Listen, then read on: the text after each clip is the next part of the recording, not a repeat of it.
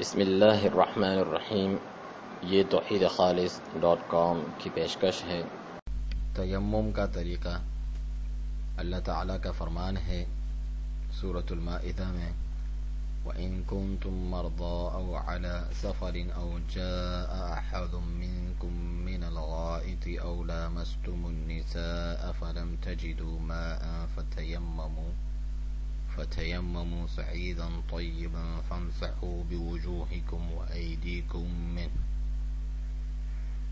اور اگر تم بیمار ہو یا کسی سفر پر، یا تم میں سے کوئی قضاء حاجت سے آیا ہو، یا تم نے عورتوں سے مباشرت کی ہو، پھر کوئی پانی نہ پاؤ تو پاک مٹی سے تیمم کر لو، پس اس سے اپنے چہروں اور اپنے ہاتھوں کا مس کرو۔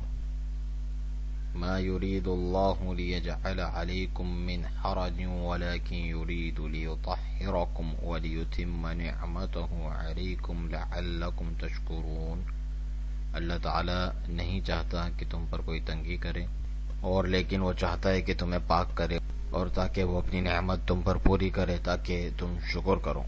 سیدنا عمار بن یاسر رضی اللہ عنہما کے مشہور واقعے میں، جب انہیں سفر میں جنابت کی حالت میں پانی نہیں ملا تو مٹی میں لوٹ پوٹ ہو کر انہوں نے تیمم کیا۔ پھر نبی کریم صلی اللہ علیہ وآلہ وسلم کو خبر دی، جس پر آپ صلی اللہ علیہ وسلم نے فرمایا، انما كان يكفيك ان تقول بيديك هكذا، تجھے بس یہی کافی تھا کہ اپنے دونوں ہاتھوں کو اس طرح کرتا۔ ثم ضرب بيديه الارض ضربة واحدة، پھر آپ صلی اللہ علیہ وسلم نے اپنے دونوں ہاتھوں کو ایک بار زمین پر مارا۔ ثم مسح الشمال على اليمين وظاهر كفيه ووجهه، پھر بائیں ہاتھ کو دائیں ہاتھ پر اور ہتھیلیوں کے اوپر والے حصے پر اور چہرے پر بھی مس فرمایا۔ یہ صحیح مسلم کی روایت ہے۔